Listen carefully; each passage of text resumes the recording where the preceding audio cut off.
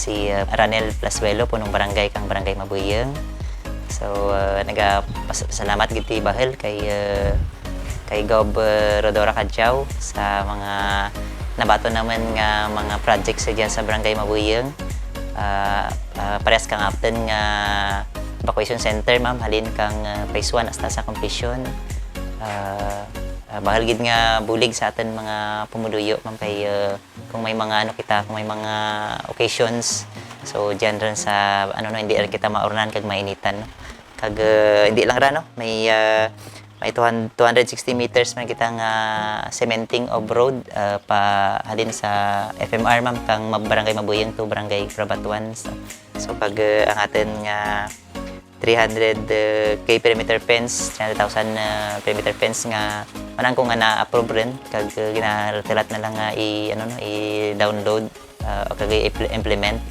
So kag ang atin nga mga financial assistance ma'am nga nabaton man naman din dyan no, sa atin mga pinangga nga pumuluyo kang Barangay Mabuyeng. So balbal gid ang pasalamat ma'am no kang atin nga pinangga Mabuyeng sa atin nga gobernadora si Gob Kadjaw. Of course may mga man kita, may mga scholar man kita diyan ma'am, nan ko nga duro man ang mga nakabaton ka scholar ma'am no. Kag ang atin nga kabalaka sa atin mga senior citizens no nga naglagpas rin sa 85 no. So duro man diyan ang atin nga beneficiary kra ma'am. About sa AX, so bahal gid sir kay ang ibang wala ti barakal ka mga bulong sir, especially mga pigado natin nga mga pumuluyo. Bahal gid sir ang bulig kang AX no nga ginataon ni Gobreja pagi kay Mayor Maxwell Policar man no. So kag last time lang naka-request kami to kang grabiling no, grabiling sa True Resolutions kay sa opisina ni Gob. So nag-action man dayon kato si Gob ma'am. So kinahanglan gid natin nga igrabiling sir kay Kutag-Ururan, grabe sir ang lao, kaluluoy atin nga mga sir, atin nga mga estudyante, tapos atin mga habal-habal drivers nga nagapaninguha man sir nga makapasayro bisan ka uran kay kung wala sir hindi nasan sir magrabiling hindi gid maagyan sir.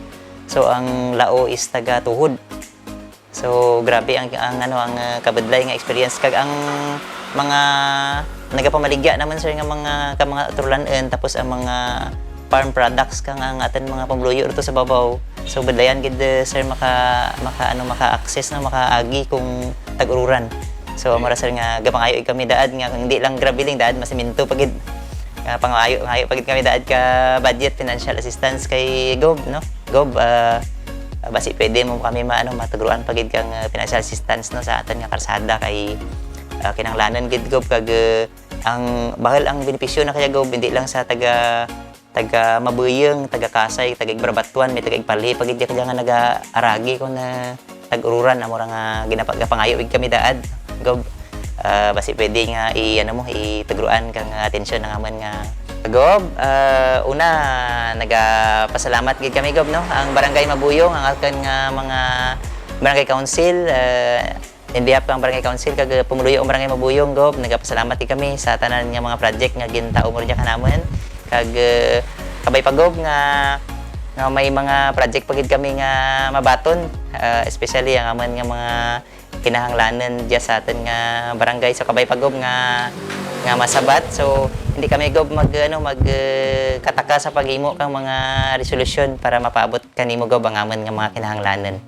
Kag durdurog nga salamat Gob sa tanan nga nga mga projects nga gitugro mo diya kanaman. Hi Gob, kami nag-SW kang Barangay Mabuyeng Anini. Kami nagpasalamat gid bahal kanimo sa imong proyekto kag intugro kanaman. Labi naging sa sinsin nga ilang mga ginabaton. Duro-duro gid nga salamat ko. Officials sa Barangay Mabuyong Anini, nagpasalamat gid sa mga proyekto kag programa nga imo gitugro sa among barangay. Kabay pa nga duro pagid nga grasya ang among mabaton halin kanimo. God bless. Kabay pa nga